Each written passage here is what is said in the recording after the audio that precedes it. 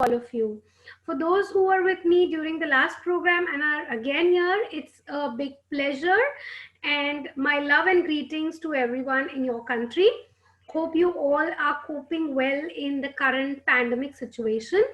Today, let's see how I can help you improve your skills in the so-called perio subject. And perio as a subject, most people, including me, used to find it very dry during our graduation time because periodontology is more about just scaling, polishing teeth.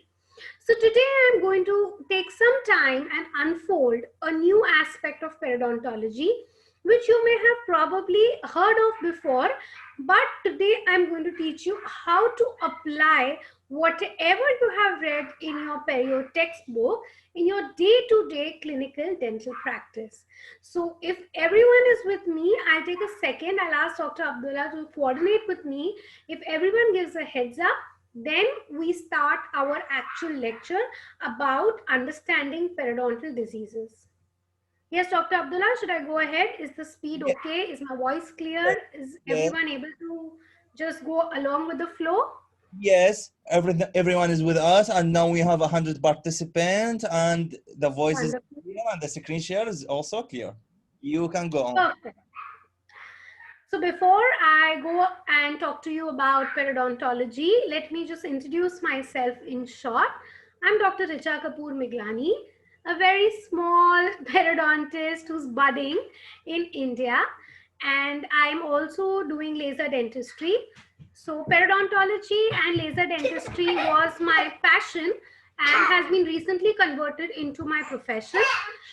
Today, Dr. Abdullah and the Institute has given me a wonderful opportunity to present this lecture in front of all of you.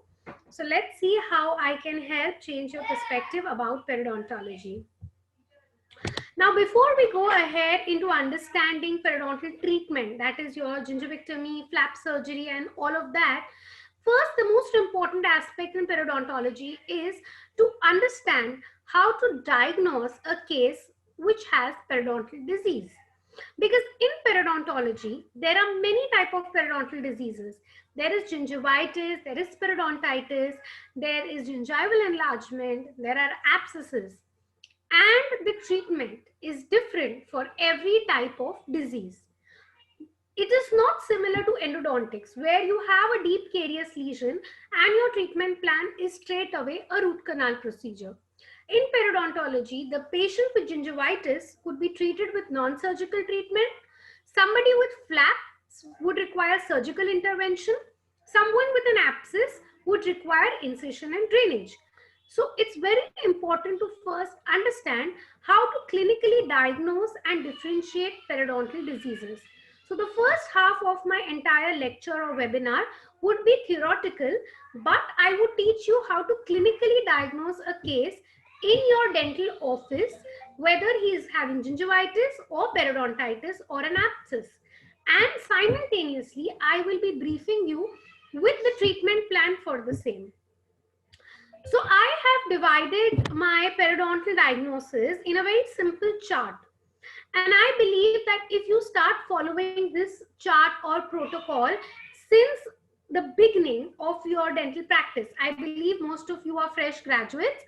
And if from the beginning of your practice you start following this protocol, then you will have a higher success rate for your perio patients.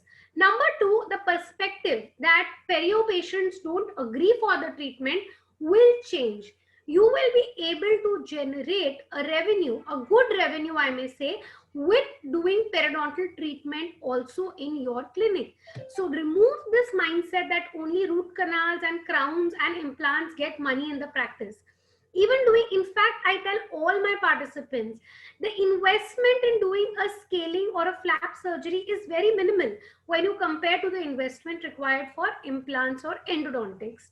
So whatever X amount that you take from the patient, a major chunk is your profit because the investment is very low.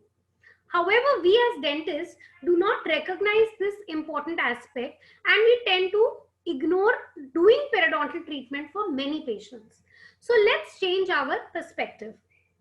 Tomorrow morning, if you walk into your dental office and a patient comes to you with a complaint that, doctor, I'm having bleeding from my gums and my mouth smells a little bad. So what should I do about it? You pick up a mouth mirror, you pick up a periodontal probe, not a straight probe which you use to diagnose your cavities. Okay, you pick up a graduated Williams probe which has markings on it, and you start analyzing and clinically evaluating your case. So what should you check for in the patient's mouth? One, presence of local factors, whether he has any plaque, calculus. If he has calculus, is it supragingival or is it subgingival? Then you will check the condition of the soft tissue. How is the gingiva? Is it swollen, edematous? Does it bleed on probing? Is it red, soft, spongy? Are the interdental papillae swollen, bloated, and not having the correct architecture? Is there a loss of scalloping? If you see all these changes in the gingival tissue only, then the case becomes a case of gingivitis. Most important thing is, in gingivitis, there is no true pocket. That is, if you put the Williams probe inside the patient's sulcus, what is the sulcus? Let's revise. It is a small V-shaped crevice which is bounded by tooth on one side and the gingiva on the other side. So when you put the graduated probe inside the sulcus, the probe will not go below 3 millimeter inside the sulcus. That means there is no true pocket. Only the gingiva will show edematous appearance. It will be red. It will bleed easily on probing. So that patient you will categorize into gingivitis or having a gingival problem only. The disease has not gone into the underlying alveolar bone. However, if this patient comes to you with true pockets, bone loss, some mobility in his teeth, some teeth may be grade 1 mobile, some may be grade 2, some may be even grade 3 mobile. There may be furcation involvement, and there may be recession in some teeth. Along with the gingival tissue changes, that case will be labeled as periodontitis. That is, the inflammation has reached into the supporting tissues also. So whenever the patient sits on the dental chair, first broadly categorize whether your patient has only a gingival problem or he has a periodontal problem. I hope this is clear for most of you. Now, once you have classified that patient into gingival and periodontal, let's further go how you will divide the gingival problems into different subcategories. Gingival problems are either chronic gingivitis, desquamative gingivitis, or gingival enlargements. Let's see what is chronic gingivitis. It's a very common lesion. Most of us, if we don't get scaling done on time, also get chronic gingivitis. So we all know how does chronic gingivitis look. I'll go very fast on this slide. The color is reddish. There is bleeding when you touch the tissues. Tissues are soft, they are edematous, and the patient may have supragingival plaque and calculus. So when you put the Williams probe inside his sulcus, the probe may go up to 1 mm, 2 mm, 3 mm, not more than that. Okay? So that means the problem or the inflammation is localized only in the soft tissues. This is a case of chronic gingivitis. Treatment is very simple. You have to remove the local factor, the etiology. Why did this patient get inflammation? Because of the plaque and the calculus. How will you remove the plaque and calculus? By doing a good round of ultrasonic scaling. And don't be in a rush. You don't need to do scaling in one sitting. If in case you are thinking that in one sitting scaling, I'll be able to treat the case that I've shown on the slide, you are absolutely mistaken. You have to do at least 2 rounds of good scaling for this patient. You may even give a little bit of local anesthesia to go subgingival and clean the area. And after the first round of scaling, you can prescribe chlorhexidine mouthwash to the patient for only 1 week. How do you give chlorhexidine? You write hexidine, chlorhexidine prescription. You will give a dilution of 1:1. That is, you take 5 ml of mouthwash, mix it with 5 ml of water and gargle with it. Do not eat or drink for half an hour after using mouthwash. Otherwise, the patient will get brown stains on their teeth. So this is the case of chronic gingivitis along with the treatment plan. One more case of chronic gingivitis, which is more inflamed compared to the first picture. Now coming to a very important concept where we normally tend to make up a mistake in our clinical practice. Now sometimes your patient will come and tell you that, doctor, when I eat anything which is very spicy, like in India, pani puri is very famous. Dr. Abdullah, what is so spicy in your cuisine? It is shatta. We put something called shatta in the food. It is very, it makes any food spicy. It is like sauce, a kind of sauce. Oh. Yes. Shatta. Okay. So when they eat the spicy food, they will say that I get a burning sensation. So that is a case where the gingival epithelium becomes very thin. It becomes friable and it starts peeling off. See the picture on the upper right corner, your left. Okay, the tissue is peeling off because it is thin and friable, and the connective tissue, which is red, gets exposed. So whenever the patient takes anything which is citric, like lemon juice or orange juice or spicy food, he gets a burning sensation. And the inflammation will extend, that redness will extend all the way up to the attached gingiva. This is a case of desquamative gingivitis. Okay, desquamation is a condition, not the disease itself. Inside desquamative gingivitis, there are many lesions, lichen planus, erythema multiforme, and many more, SLE, systemic lupus erythematosus, pemphigus, pemphigoid. So for desquamative gingivitis, you need an oral pathologist to help you treat the patient. Treatment scaling will not help these patients. You need to go for certain corticosteroids and immunomodulatory drugs for treating these kind of lesions. But as a general dentist, if the patient comes in your clinic, you should be able to identify and differentiate desquamative gingivitis from normal chronic gingivitis. Now going to gingival enlargement. Enlargement means something which has grown big in size. So as the name says, gingival enlargement. The gingiva becomes large in size. So the chronic gingivitis case that you saw, it could also have inflammatory gingival enlargement. So along with the gingivitis, the enlargement, that is the tissue, becomes big in size. So what will you do? First step, do a good scaling for that patient. After 7 days, call the patient for a gingivectomy and gingivoplasty, reshaping the epithelium. You know why you need to reshape the epithelium? Because then the patient, when he brushes, will be able to maintain that area. Imagine if all of us have large, bulky gingiva. Even if we brush 10 times a day, we cannot maintain the area clean because the tissue architecture will not favor proper brushing, and it will allow more and more food impaction to take place. So treatment for inflammatory enlargement is usually, along with scaling, you have to do gingivectomy and gingivoplasty. And never do the gingivectomy, gingivoplasty or any surgical procedure on the day of scaling. After scaling, you have to wait for 7 days so that the tissue becomes a little firm and fibrotic. If your tissue is spongy and you start making an incision, you will keep tearing the tissue. Okay, going to the second type of enlargement, which is again also very common, drug-induced enlargement.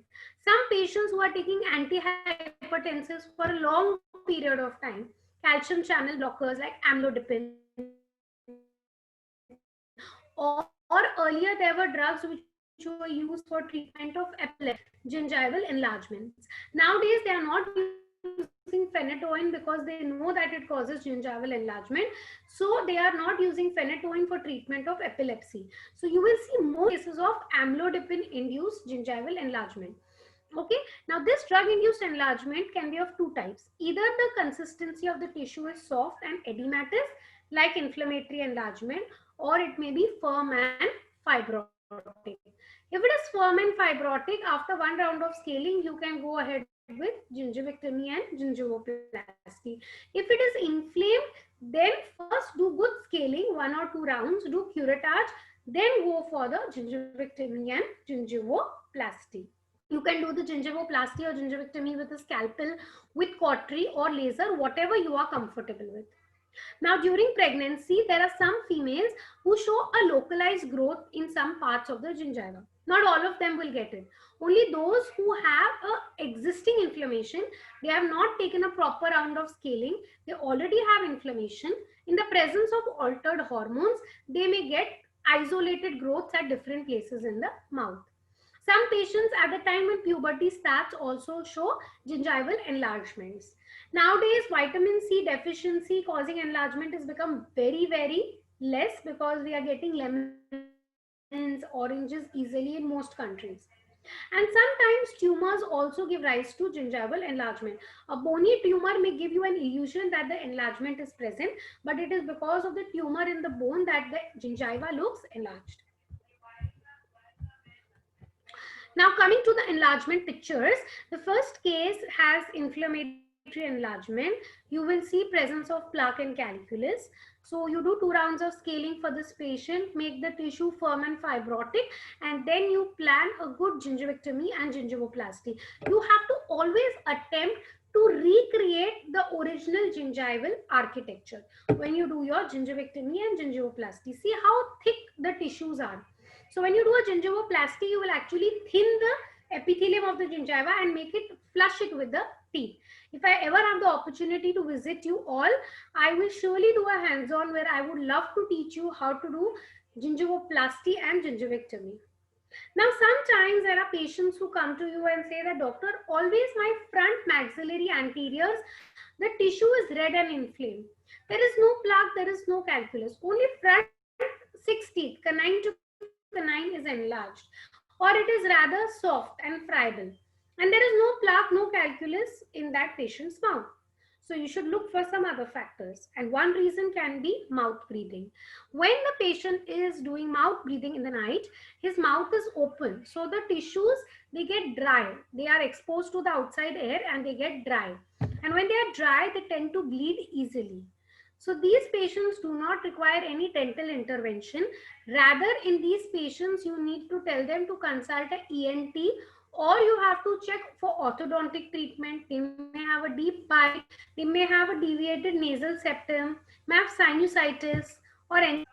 So always it's not important that every patient who comes to your clinic, you should be able to do some dental treatment. Even if you're able to diagnose the patient why he's having that problem, the patient will always keep you in high regards. Down you can see a case of drug-induced enlargement where the tissue is firm and fibrotic. And the last picture is an isolated enlargement which occurs during pregnancy. One important aspect is for drug-induced enlargement, always write a letter to the physician and ask the drug if possible, otherwise the enlargement will reoccur. So now we spoke about gingival problems, that is gingival enlargement, desquamative gingivitis and chronic gingivitis. Let's go to the second part of periodontal issues, that is periodontitis. Gingival problem, even the alveolar bone, the cementum and the PDL space is affected. Those cases have long-standing inflammation called chronic periodontitis. So how would these people come to you? They will complain, doctor, I have bleeding gums, some of my teeth are shaking, they are mobile, my teeth have become loose, I'm not able to eat well, I have spaces in my teeth which were not there earlier, food gets keeping stuck here and there in my mouth. So patient will never come and tell you I have chronic periodontitis, right? Patient will come and give you all these things. You have to diagnose what is the problem. How does chronic periodontitis look?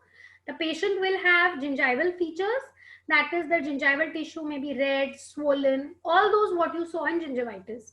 But here the teeth may or may not be mobile. When you put the Williams probe inside the sulcus, there will be true pocket, that is the probe will go beyond 3 millimeters inside the sulcus.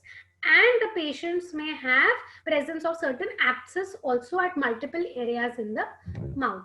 So these are labeled as chronic periodontitis patients. For chronic periodontitis patients, the treatment would be, of course, to remove the plaque and calculus through surgical and non-surgical methods. intervention. That means non-surgical includes K-large. Once that is over, you will plan your surgical treatment, which includes doing the flap procedures. As we go ahead in the lecture, I will brief a little bit on surgical aspects of periodontology. Coming to the last aspect of diagnosis is abscesses. We all know about periapical abscess. We know patients come to you with a pain. There is a carious tooth. There is an abscess around the tooth, and the treatment plan is doing a root canal treatment or endodontic treatment for treatment of that. But not all abscesses arise out of the root canal anatomy.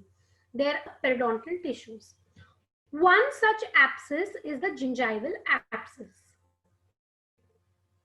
Monday morning, most patients come to us. We have Sunday weekly off in the country. So Monday morning, we have a lot of patients who say that we went to the cinemas on Sunday and we had a lot of popcorn, or probably somebody who's too healthy had some apples. And after that, my gum is swelling up in a particular area. So when I see the mouth, I will see that in the papillary and marginal tissues, there is a swelling. If you see this patient, he had come to me with a fish bone, which was stuck between the two molars interdentally. Of course, you cannot see the food particle, but you will see the tissue as red and inflamed in that particular area. The patient will give you a history of sudden onset, very mild pain, not severe pain like you see in endodontic abscess. Here the pain will be mild, but difficulty to eat or chew on that area. When you put the probe, there will be no pocket present in the tooth. This type of an abscess that normally arises due to any kind of food impaction is known as a gingival abscess. So see how important it is to take a proper history of the patient. Okay, with the history itself, you will be able to diagnose you have the swelling. What did you eat in the last 2-3 days? Did you feel that something was stuck between it and that you tried to remove with the ceftapen or with a toothpick? And then the patient starts the true story. We have to remove the history from the patient. Patient will never come and give the history to you directly. And going to the last type of abscess is your periodontal abscess. In this, the most important aspect is when you will put your graduated probe inside the sulcus, the probe will go more than 3 millimeter into the sulcus. That means there will be a true pocket around that tooth. That means the abscess is a periodontal abscess. Why does a periodontal abscess come? Because of a deep pocket, a spiral pocket. What is a spiral pocket? In teeth which have furcation involvement, you may see a pocket starting on the buccal aspect and going all the way around the tooth on the lingual aspect. Such type of pockets are prone to developing abscesses. Sometimes patients who have uncontrolled diabetes also show periodontal abscess in different areas of the mouth. Incomplete removal of calculus. While scaling, sometimes a fleck of calculus may just get stuck inside the pocket, and that can also cause an abscess to come. Trauma. Sometimes the patient has a fall and he gets a non-vital anterior tooth. The endodontic treatment is completed, but the patient comes after a couple of years again with the abscess. So root canal integrity is excellent, but still there is an abscess. When you will put your probe, the Williams graduated probe, on the buccal surface or lingual surface of the central incisor, the sulcus will be deepened. So that is a periodontal abscess. So that time the patient's endodontic problem was done, but nobody takes the effort to check for the perio abscess.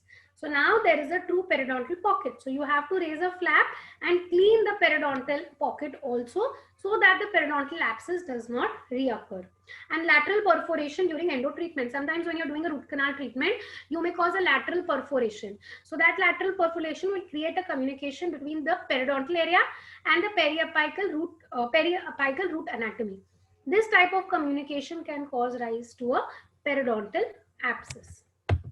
So diagnosis is the most important thing, because see, the treatment for a gingival abscess is only doing a deep scaling for the patient, and the fleck of food or whatever that is stuck will come out and the patient will be fine in 3-4 days.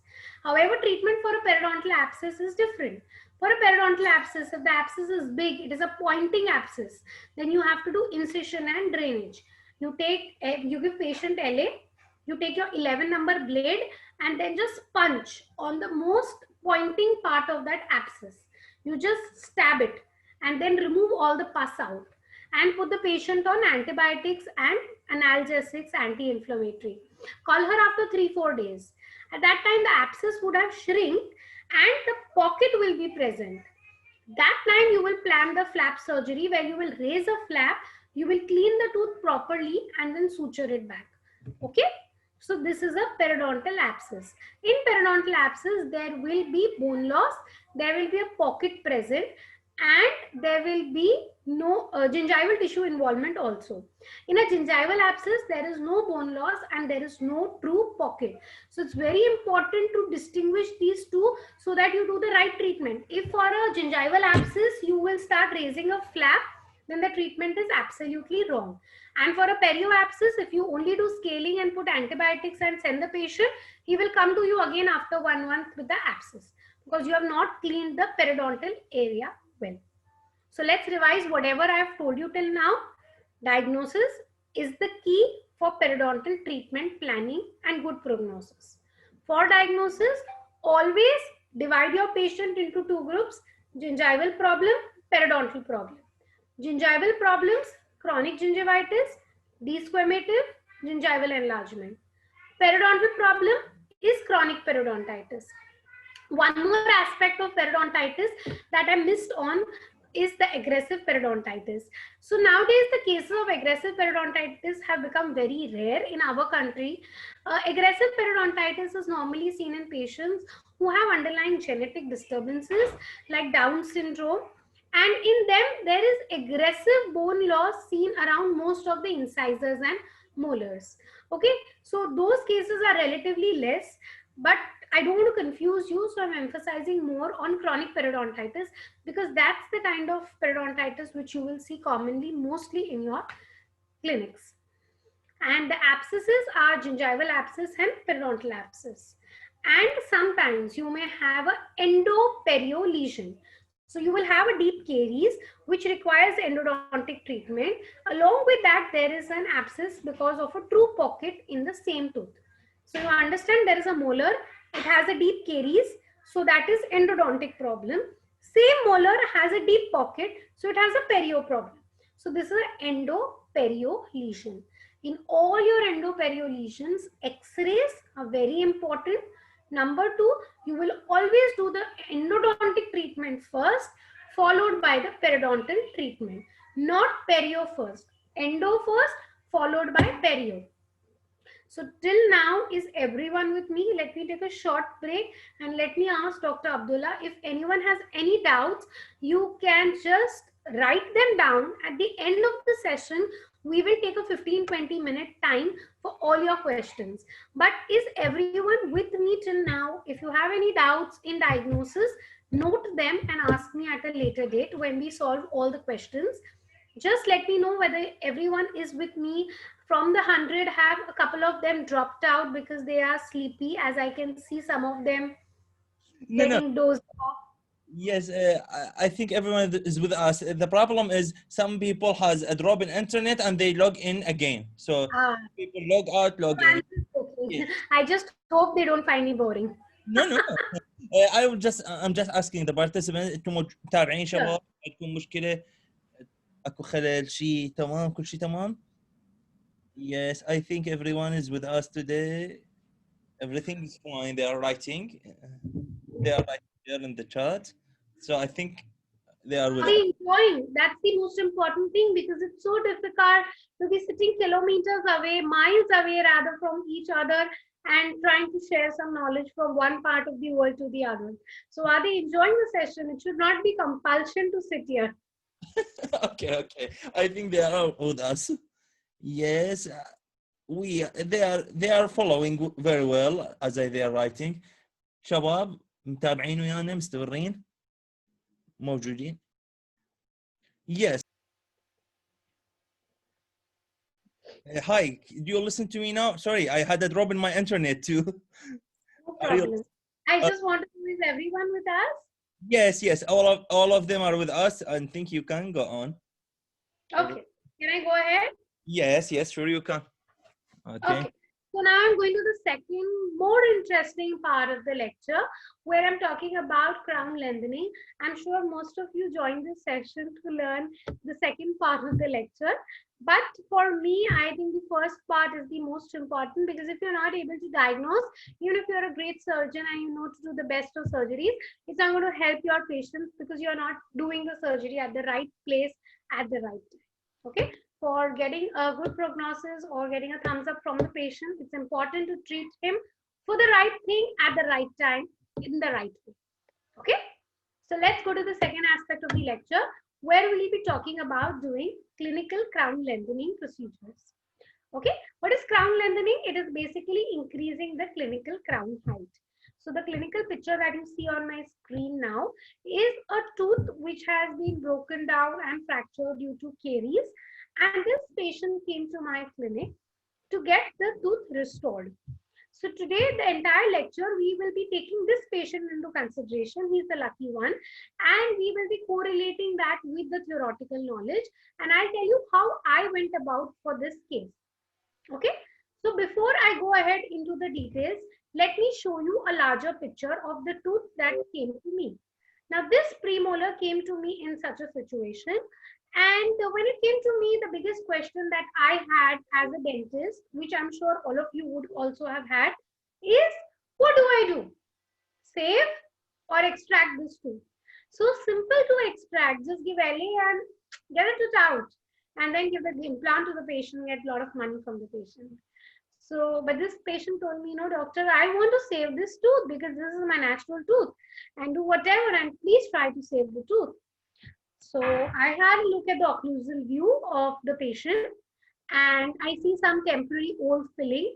I see some decay around the old filling, and I'm talking about the premolar, not the molar.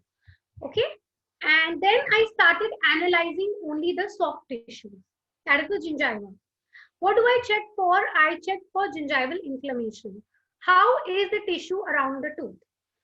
Whether it's inflamed or it is firm and non-inflamed. Is there recession or no recession? What is the sulcus depth? Sulcus depth will be checked again with the Williams graduated probe. So for all of you who have not invested in a Williams graduated probe, if you want to start doing good perio treatment in your clinic, the minimal and the best investment would be first to start with a Williams graduated probe.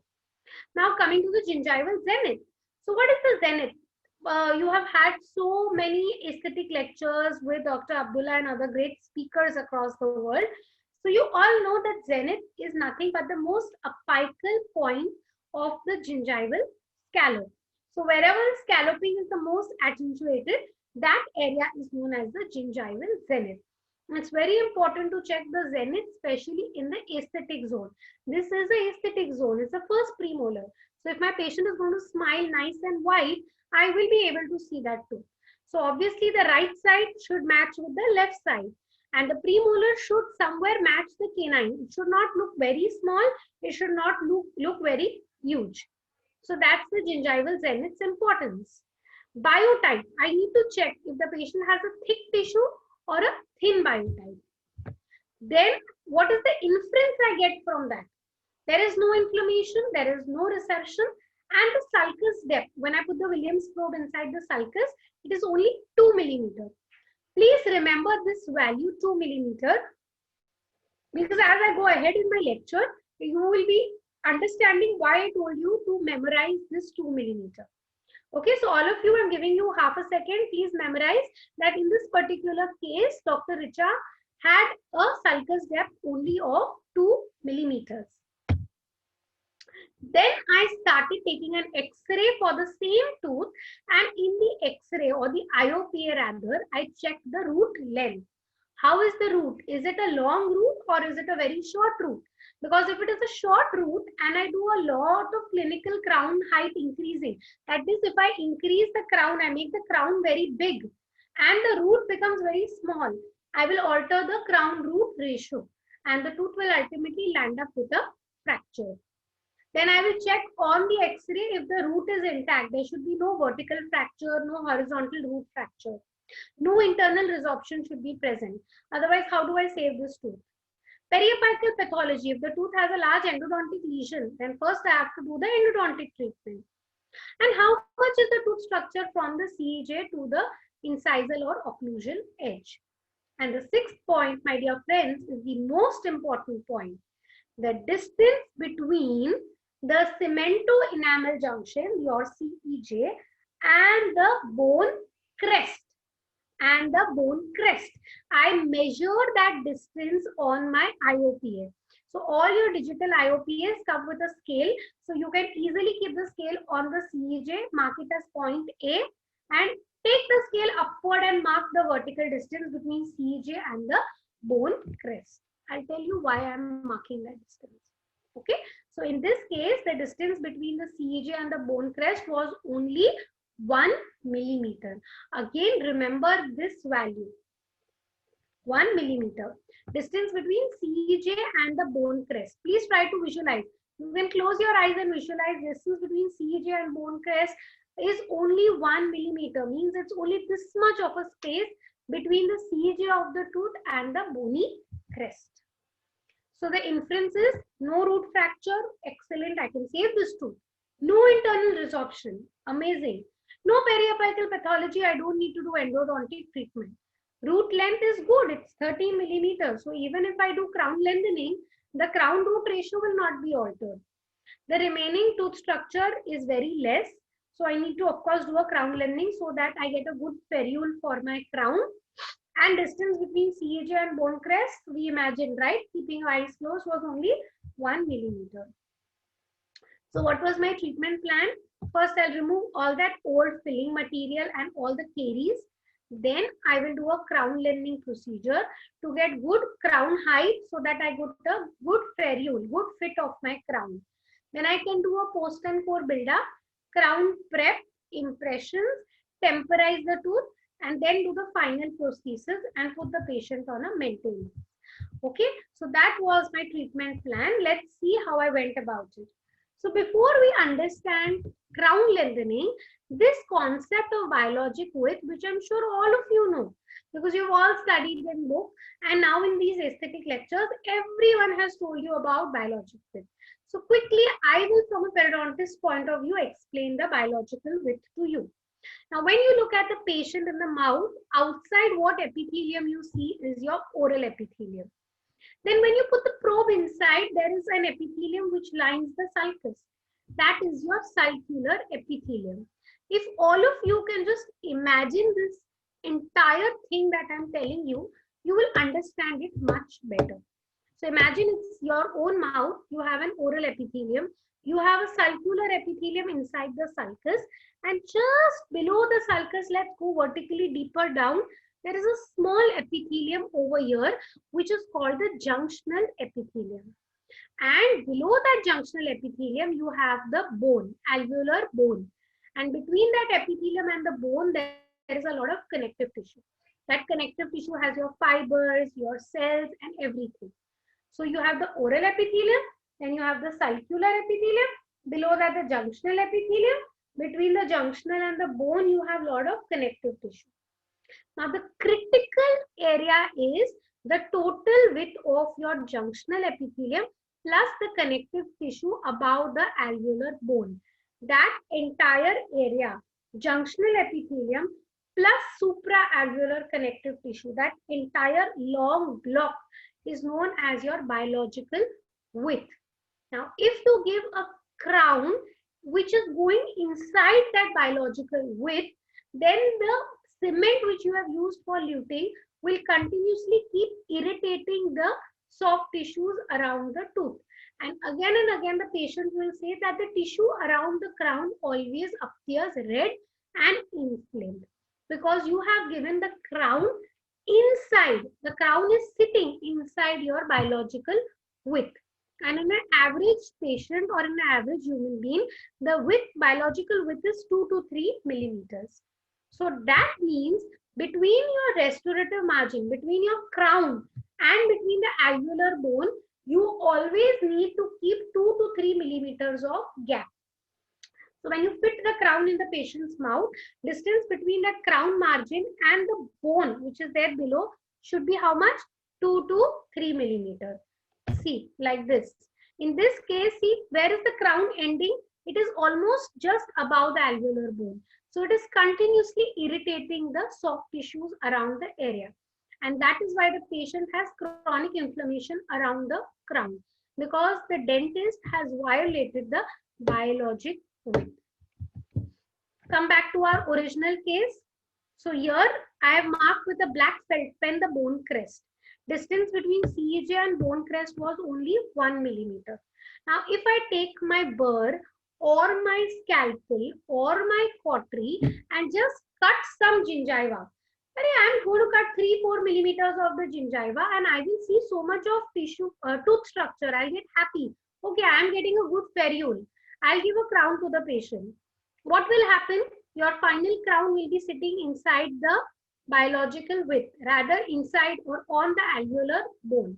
The body will get irritated. It will start forming its new biological width.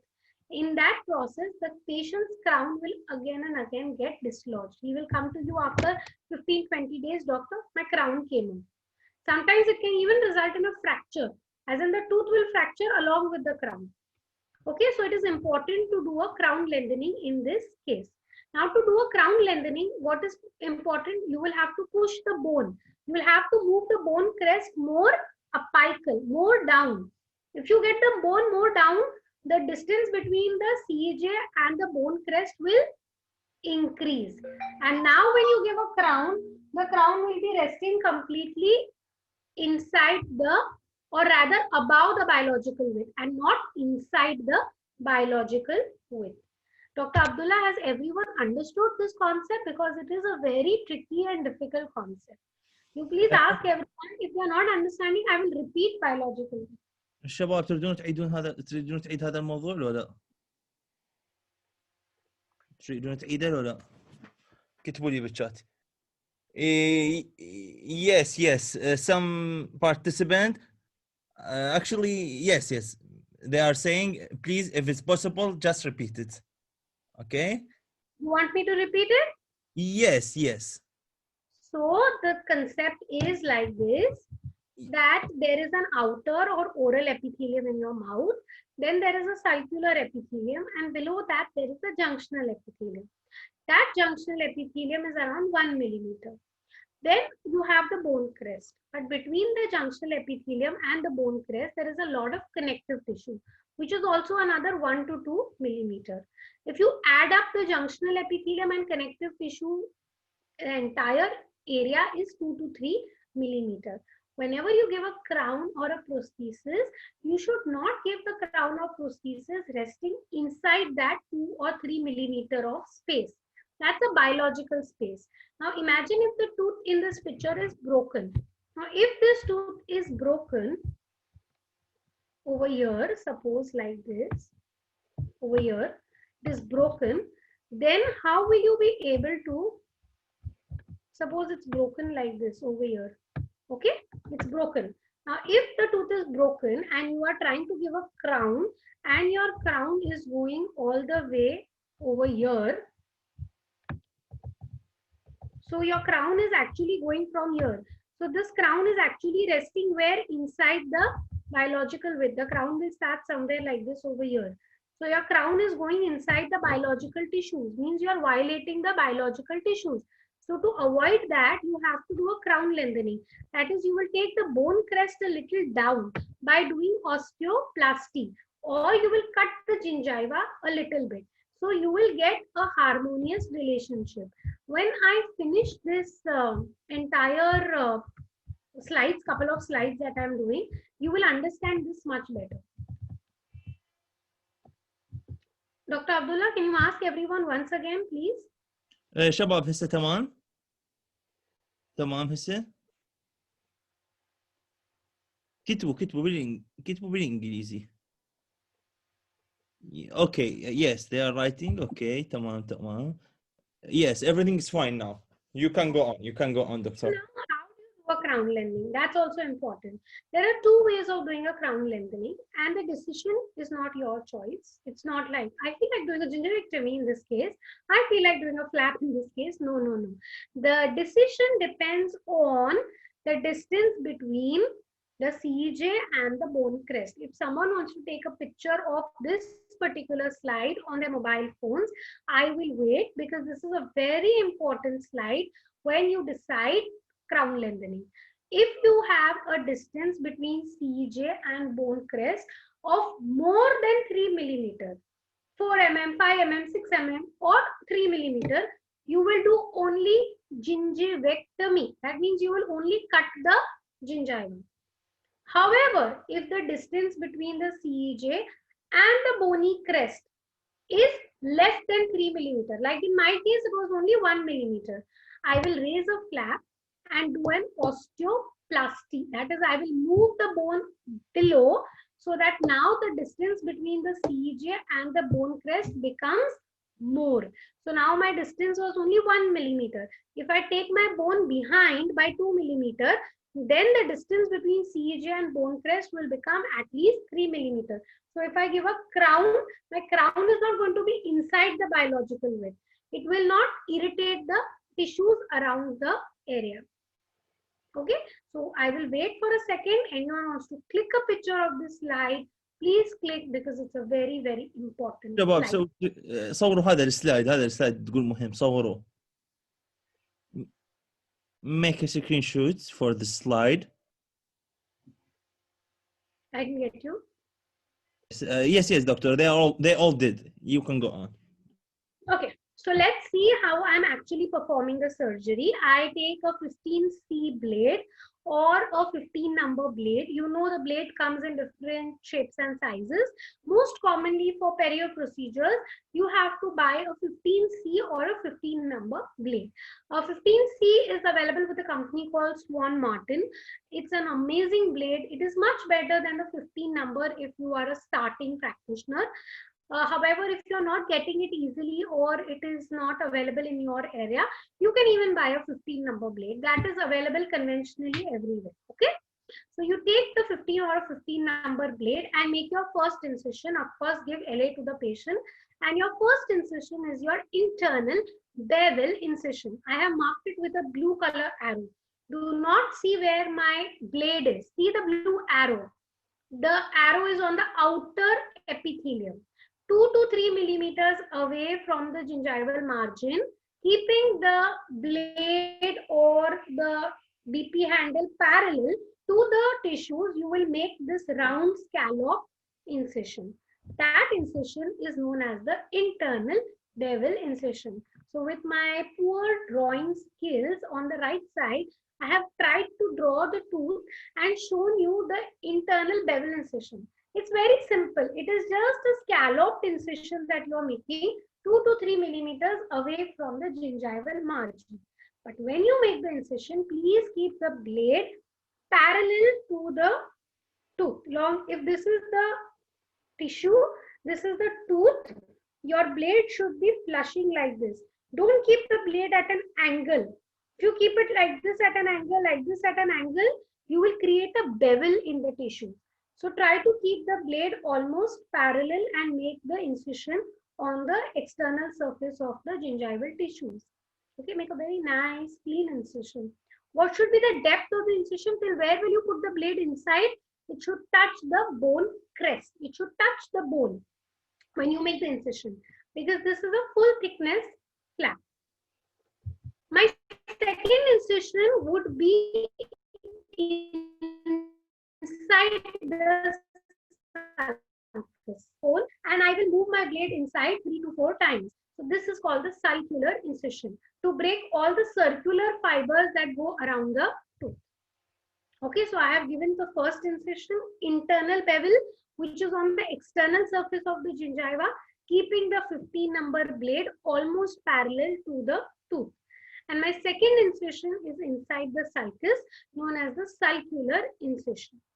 Okay, always when you give any incision, any incision for a wisdom tooth removal or for implants or for perio, Do not just give one incision and take your periosteal elevator and start elevating. It's a wrong way to do it. You have to make the incision 3 to 4 times on the same area again and again, because it will help to break all the fibers. So when you raise it with a periosteal elevator, it will be a very smooth way. If you just cut the tissue once and then with the elevator, which is a dull instrument, you keep doing this, your tissue will end up tearing. And then there will be a lot of bleeding. You will not be able to manage the tissue.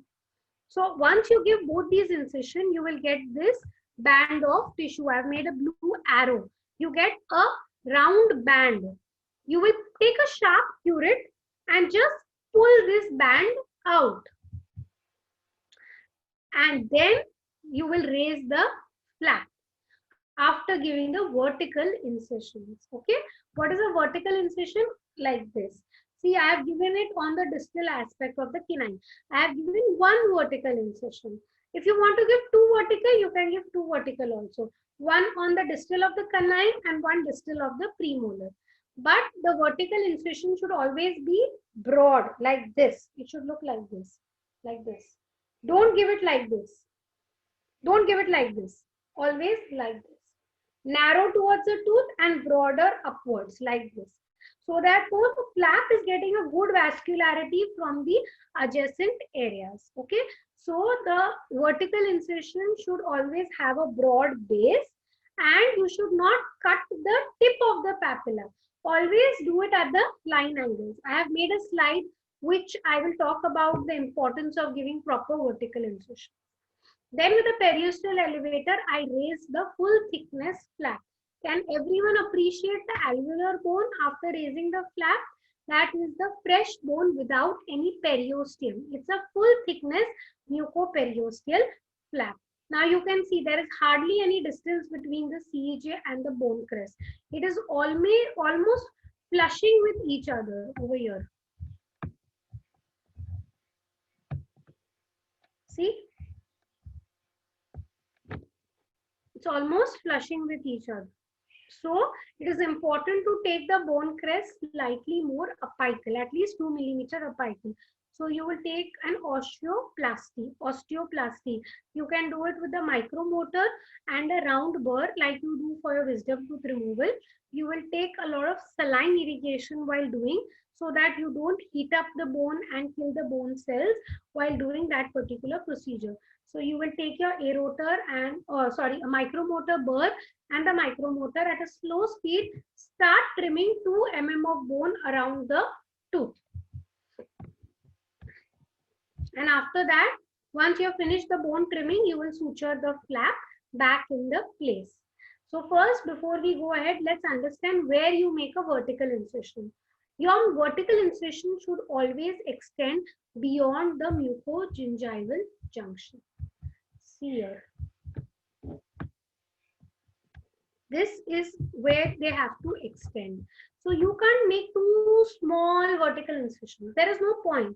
You have to make them long enough to go up to or slightly beyond the mucogingival junction. Do not give them in the lingual and palatal areas, because you have important arteries and blood vessels in that area. Don't make it on the root surface. You cannot make the vertical incision here on the root surface. You can't do it here. That's a wrong way. You have to do it at the line angles. You should not cut the papilla in the center with the help of your incision. If this is the papilla, don't take the incision here. That's a wrong way. You have to make the incision over here at the line angle, not in the center. Otherwise, your papilla will split into 2 parts.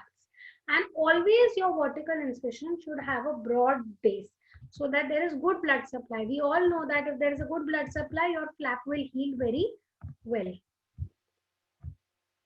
So a full thickness flap, what is a full thickness flap? A full thickness flap, as I was telling you, the blade should go all the way here till the bone crest here. See, your bone should be touched while making the incision.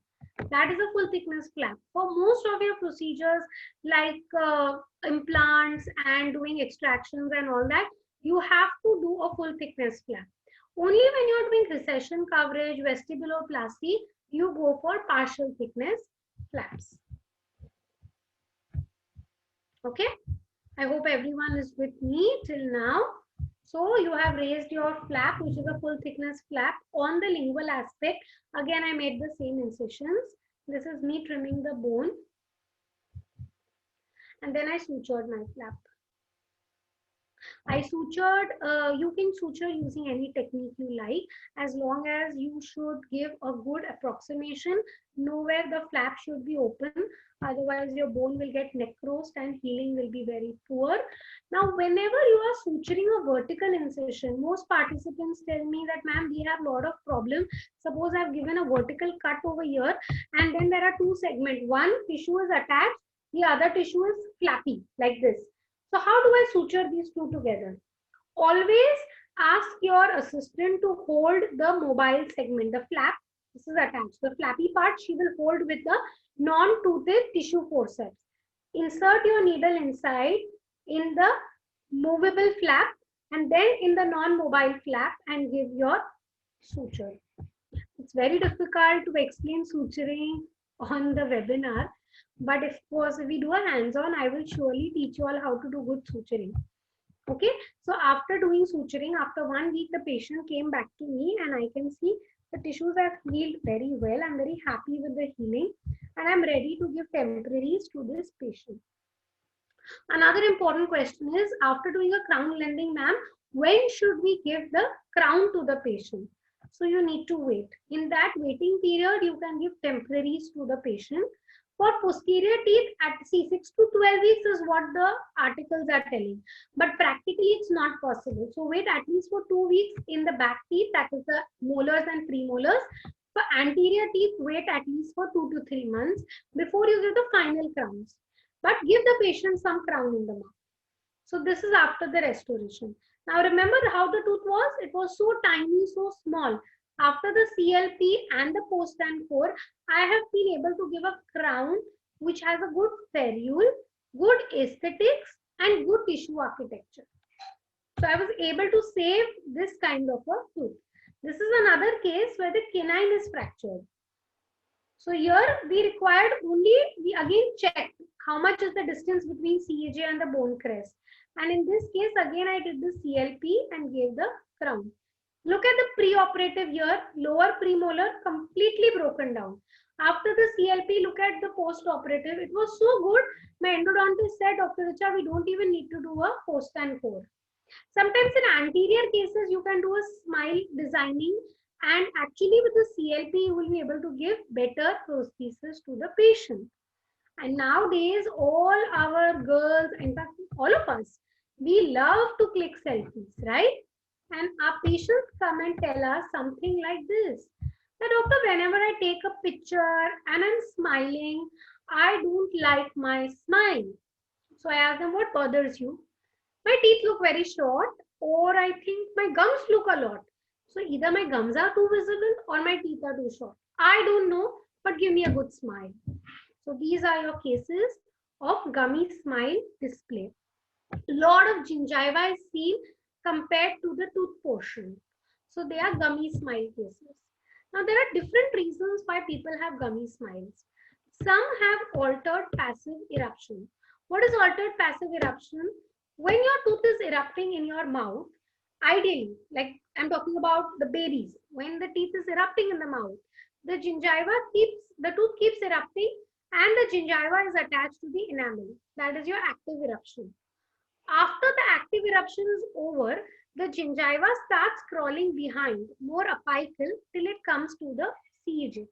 And that's where it goes and gets attached permanently. In some patients, the passive eruption does not occur. The gums don't migrate apically to reach the CEJ, and the gum remains attached on the enamel. So when the patient will smile, a lot of the gum is displayed to the others. So this is known as an altered passive eruption. This is the reason why the teeth look very small and too much of the gum is exposed. Some patients will have a gummy smile, but that's because of their upper lip is too short. So when they smile, it's like this. So a lot of gums are visible in the upper segment. And some have an excess vertical height of the maxilla. The maxilla itself is very big. So when they smile, lot of gums are seen. So the reasons for gummy smile can be many.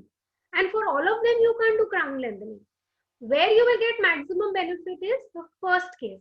In altered passive eruption cases, by doing a gingivectomy, you will be able to give the patient a more aesthetic smile.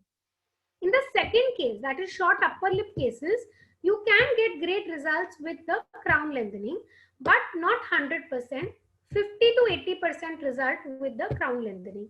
Along with that, you have to tell the patient to do Botox or lip repositioning to get 100% results.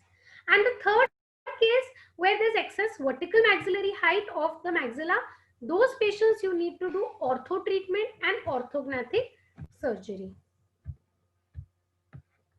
So this is the pre-op of a girl who came to me and she said that, doctor, I am not happy with my smile. So I said, let's see what we can do. So when I see her smile, I see that the canines, the gingival height is not the same. So whenever we look at a patient, you should not only see the white, you should not see the white component only. Along with the teeth, the white component, you need to analyze the soft tissues also. So the soft tissues in this case, the canine on one side is good, but the opposite canine, the gingiva is a little more coronal. I don't like the shape of both her lateral incisors, and her central incisors are very small and there is more gum display in the central incisor area. The gums are not inflamed, but the tissues are very thin in their biotype. And luckily the distance between CAG and the bone crest was more than 3 millimeter. So we could do just a gingivectomy for this particular patient. So I gave her anesthesia. I created a bleeding point. That is, with the probe after anesthesia, I will mark whatever part I want to remove with the gingivectomy. Then I make the same incisions, internal bevel and sulcular. In this case, I'm not going to raise a flap, so I'm not giving any vertical incision.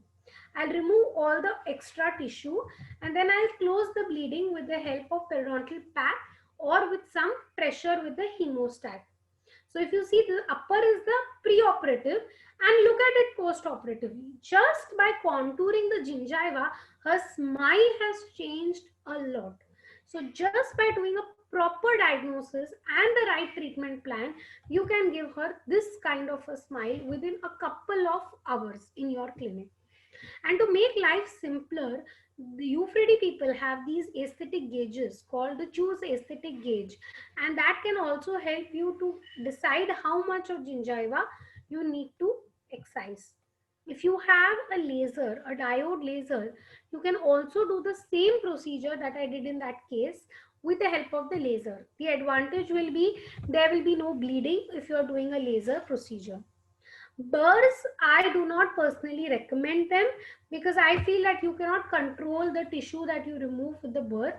There's a chance that you may remove too much tissue or very less tissue, and you may damage the papilla, which are very important. If you damage the papilla during a surgery, you will never be able to create them back and you will end up with a black triangle. Just for idea about lasers, I have put one case where there was a thick frenum and I have excised that frenum completely with the help of the laser. I've done a frenectomy for this patient and then I closed the diastema with the help of composites. Okay. This is another case where I've used the diode lasers for doing depigmentation. So the extra pigmentation has been removed. See the post-operative results, they look pretty good. And this lady came for a full mouth rehab where with the help of crown lengthening and other procedures, along with my prosthodontist, Dr. Anand Narvekar, we have rehabilitated all her teeth. Okay. So as I finish my lecture for today, I have very important take-home messages. I feel this slide is the most important slide in the entire presentation. First is diagnosis, diagnosis, diagnosis. Never rush to give the patient your treatment plan. If you're not sure the diagnosis, take a day off. Tell the patient, come back tomorrow. I'll plan something for you. But diagnose the case completely and properly. Train your eyes to see the soft tissue profile when you plan the restoration. Biological width cannot be ignored, it cannot be excised or incised. And good surgical protocol should be followed, good armamentarium, good instruments, great sterilization protocol. You cannot compromise on that if you want to become a good surgeon. And the most important is you have to overcome your fear. There has to be a day when you have to get up and pick up the blade and start doing it yourself. But of course, with a proper clinical training. So when things get better, times are better, hope we all meet at a particular place and we are able to actually hands-on do these procedures that I have shown you today. And trust me, each of you who has been here in this lecture has the capability to become an amazing periodontist. I mean, much better than me also. Okay, so I would firstly want to thank the Almighty to give me an opportunity to train or share my knowledge with all you young graduates, the entire organizing team, with special thanks Dr. Abdullah. It's my second webinar with him, and my entire family, my teachers, my gurus, my mentors, who are there with me all the time, holding my hand and pulling me up. And of course, a big thank you to all of you who took out the time today to be with me for this 1 hour, and just to bear me for that 1 hour and I listen to me. So I am available on this number for WhatsApp. If you have any perio related doubts, you can always ask me. That's my email address. If you would like to ask any case in detail, we can discuss. However, WhatsApp is of course a much faster way in which we can connect with each other. And I hope we get more and more opportunities to interact with each other. And I hope you all enjoyed the session for today. Thank you. Dr. Abdullah, all over to you. Thank you so much, Doctor. It was a very useful time for the participant, and it was very informative. During your lecture, I received many questions. They wrote it, and I noted down together. So I think we will start now with the questions, okay? Yes. Okay, Doctor, okay, first one was from Dr. Ali Kamil Muhsin. He was asking, how can we measure biological with clinically? Yes, doctor. So you have to do something called bone sounding. Whatever you are seeing, the CEJ distance and the bone crest distance can be evaluated even with bone sounding.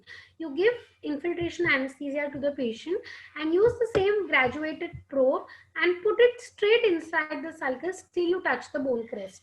And you note that distance. That is the distance between your CEJ and the bone crest. And if from that you minus the sulcus depth, then you get the actual biological width of that patient. But the simplest thing is give LA and just put the probe and see till where it is going. How deep? You will see the bone crest. After that, your probe will not go ahead. How much ever you try, it will not go ahead. So that is the distance between the CEJ and your bone crest. So if that distance is less than 3 millimeters, you have to raise a flap and do osseous contouring. If that distance is more than 3 millimeters, you do a gingivectomy. Yes, Thank doctor. you. Thank you, Doctor. The second question was from Dr. Sarah. She is asking, hi, doctor, she's greeting you. When the patient have caries in the tooth and abscess, you said we should begin with endo. Why we begin the treatment endodontically, not periodontally, and we know that the abscess mean inflammation, and this will result in low or no effect of local anesthesia. What we Yes, do? wonderful question. First of all, hats off to whoever has asked me this question. I'm proud of you, doctor. Okay, so why endodontic treatment before periodontal treatment? So whenever there is an endoperio lesion, see, there are different ways. It could be that the endo started first, the perio came later. That is, from the endo, it went into the PDL. Or it could be that from the PDL, it went into the endo. But when the patient comes, you don't know what came first. Now, endodontics, we always require proper irrigants to irrigate the root canal. We are using sodium hypochlorite, we are using so many irrigants, okay? So when you are if suppose you do the flap surgery before, and then you do the endo treatment, and you keep flushing those hypochlorite and all, and it goes into the PDL, it will harm the healing tissues. Number two, in endodontic treatment, there is a chance that there may be a perforation or there may be a root instrument breakage or something like that. So if you have done the perio treatment in the beginning and then you land up with the endodontic here, then you will not be able to explain the patient the right way. patient. You have to extract the tooth, right? Endodontic, the pain is sharp pain. And in perio, the pain will always be a mild pain. So first thing is to relieve the pain of the patient. The anesthetic solution will act when you have the endoperio lesions. You have to give proper local anesthesia to the patient, like a block or something, or sometimes even intrapulpal, and open the endodontic cavity first. Once you have done the RCO and the BMP, then you can do the flap and later obturate. But the minimal irrigants you use after flap surgery, the better it is for healing soft tissues. Okay. Yes, Dr. Abdul. Yes, the other question was from Dr. Benin. She is asking, Doctor, about tooth mobility due to chronic periodontitis. This mobility can be treated and the tooth can be returned to the normal situation. And what is the time or what is the period that is needed to the complete healing of tooth mobility if it's possible with the chronic periodontitis? Yes, so we first need to understand that we need to assess how much is the tooth mobility. If it's grade 3 mobility, that is if the tooth is depressible in the socket and mobile completely, please extract. Don't try heroic attempts, you will not be able to regenerate the bone. If it is grade 1 and grade 2 mobility, you need to assess why is the mobility. It's because of chronic periodontitis, and sometimes also the tooth mobility is because of the bone loss. So you need to see how much bone has been lost. What type of bone loss is present? Is it horizontal or vertical? If there is vertical bone loss, you may even try to do bone grafting and try to build some bone and reduce the mobility. Sometimes the mobility can be due to abnormal trauma from occlusion. So in that, you have to correct the trauma from occlusion and splint the teeth so that the mobility goes away. So I told you, perio is vast. For one mobility, the causes can be numerous. You need to first assess how this mobility came, due to chronic periodontitis, due to bone loss, due to abnormal occlusion, or because of trauma to the tooth. The patient fell and there is mobility. Once you identify what is the reason for the motility, then you will go on the second step, whether you want to do splinting, you want to do the flap surgery, or you want to extract the tooth. Okay? Okay, doctor. Other question is from Dr. Ala. She is asking, what is the difference in treatment of periodontal and gingival abscess? In gingival abscess, the treatment is only deep scaling and curettage, whereas in the case of periodontal abscess, along with scaling and curettage, you have to raise the flap and you have to clean and debride the area around the abscess, because gingival abscess is only confined to the soft tissues. Periodontal abscess is also involving the alveolar bone and the true pockets are present. So you need to clean the true pocket completely. Sometimes there may be some bone loss, furcation involvement with the periodontal abscess. So you may need to regenerate the bone with the help of a bone graft. Another question from Dr. Nadia. She's asking when we should choose between orthodontic extrusion or crown lengthening. So if the orthodontic extrusion is, see, if the tooth has completely erupted, orthodontic extrusion will only cause recession. It will give the root will start getting exposed in the mouth. In case of crown lengthening, we are removing the extra gingival tissue which is covering the enamel of the tooth. This is an extra tissue. It's like an extra growth which we are removing. It is not the tooth position that is abnormal.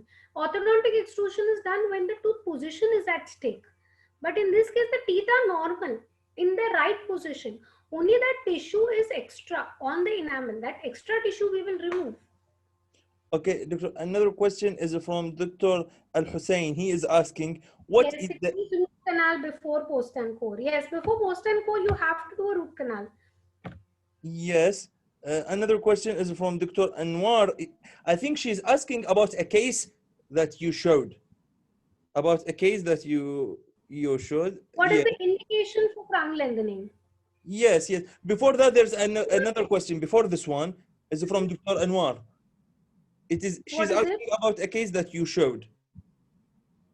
I can't see that question. Can you say what's the question? It is this tooth need root canal treatment before post and core? I think yes, you need to do a root canal before post and core. In my case, the patient already had a root canal done previously and there was no pathology, so I did not do a re-RCT. Okay, the other question is from Dr. Al-Hussein, the indication of crown lengthening. This is the question. Crown lengthening is done when you have a poor clinical crown height. You have a small little tooth which is broken, which is fractured. There is very less ferrule for the tooth. You don't have clinical crown height to give a good prosthesis. So you will lengthen the crown.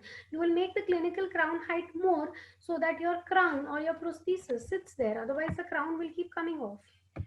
To I have what a level question. can we do osteoplasty? Osteoplasty, yes. See, if there is only 1 millimeter and you want 3 millimeter, how much would you do? 2 millimeters. So you will do the biological limits.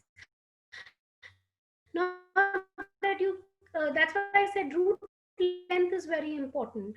If your root is 13 millimeters and you want 3 millimeters, okay. But if your root is only 5 millimeters and you're trimming 3 mm, then you will be only in 2 millimeters. So it is going to become grade 3 mobile and you may limitation of doing an osteoplasty. 3 millimeter is the max in most cases. That's what I recommend.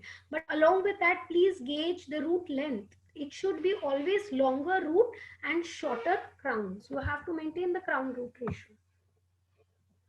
Periodontal pocket can happen due to loss of contact between two filling teeth. How to treat? Okay, so yes, there can be a pocket between the two teeth if there is a loss of contact. So you have given me the answer. You have to build the contact between the two teeth, either with the help of composite fillings or by a proper crown. If you get a good contact, automatically the gingival tissues will grow there and the pocket will just go away. Or you do a deep scaling and treat the pocket, but you have to build the contact so that in future the food doesn't get impacted there. Because if continuously food gets impacted, then how will the pocket completely go away? Yeah, If and the tooth have periapical pathology, can we do endo with then crown lengthening? You have to do endo if there is a periapical pathology. There is no way that you can leave the pathology there. Yes, Dr. Abdullah. yes, another question. And yes, you are going on with the Who row. is the first in treatment? Always endo before perio. I'm telling you, the endodontist rule. The periodontist follow the endodontist. Always remember. Thank you, doctor. It was a great informative lecture. Thank you. Some patients say that they feel comfortable when they bite on their teeth strongly. What causes this diagnosis? And when we check the teeth, there is no caries. Can I differentiate between periodontitis and periapical lesion without? Yes, you can differentiate. Periodontitis will be in the PDL, in the sulcus. You will see the pocket. Periapical lesion you will see on the x-ray as a radiolucency around the tooth. Okay, so you don't need to do percussion, nothing. You just see the x-ray of the patient. You will see radiolucency at the periapical area. That's a periapical lesion. And for periodontitis, you will see bone loss. And when you put the Williams probe inside the sulcus, there will be a true pocket. And how do I differentiate between the endo-abscess and abscess of foreign body? Ask the patient the type of pain. Sharp shooting pain in endo-abscess will be mild and dull in nature. In endo-abscess, there will be presence of a deep caries in the tooth. In gingival abscess, there will be no caries in the tooth. In an endodontic abscess, the location of the abscess is at the root apex. In case of gingival abscess, you will see nothing on the x-ray. Everything will look normal on the x-ray. Any other question? Yes. What I There. do when I make gingival smile and cut from biological width and make it under 2 millimeter. Dr. Ahmed, I am not able to understand the question Okay, about the biological width. another question from Dr. Rihab. Dr. Abu Hassan is also another unclear question, but other one is from Dr. Rihab, question 4. Some child has abscess due to the infection of teeth. Can the abscess do away with extraction or we need to do drainage? What is the abscess due to? It's a periapical abscess. Then of course you have to check whether you can do pulpectomy for the patient or no. If you feel the pulpectomy will help, then you need to do the pulpectomy. If you feel that the caries is causing furcation involvement, then you need to extract the tooth. Okay, I think now we are all with the questions. Just Dr. Ahmed وضح سؤالك الدكتورة يعني ما ما توضح لها. There's a question also from Dr. Rihab. I think you see it now. I've seen this and I've answered it also. Yes, you answered this question. I think now we are all with the questions. Again, thank you so much, Doctor. Thank you.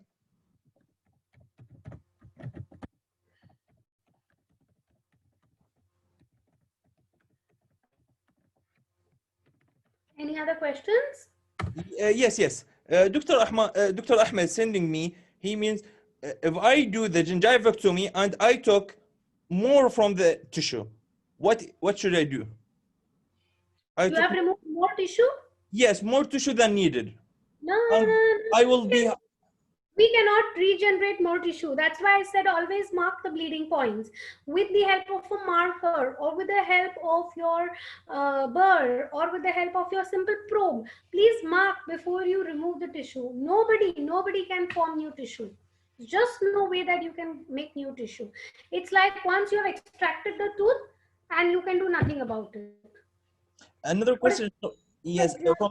Crown after crown lending, can the crown withstand forces like a see, prognosis of the crown after crown lending also depends on what you are dealing with at the beginning of it. I cannot tell you because I don't know how you have started with. Okay, so like it depends from tooth to tooth, which tooth in the mouth, how much was the clinical crown height, how much is the force on that tooth. You need to consider, that's why I said you need to assess the x-ray well.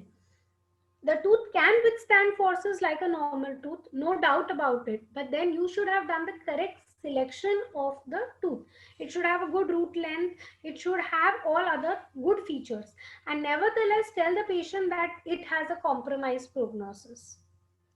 Do not give 100% guarantee because patients are prone to hold our neck whenever they feel like. Okay, doctor, thank you so much. Thank you so much. I think we answered all the questions. We are all done with the lecture. Everyone is okay and they are thanking me, so they are done with the questions. Yes.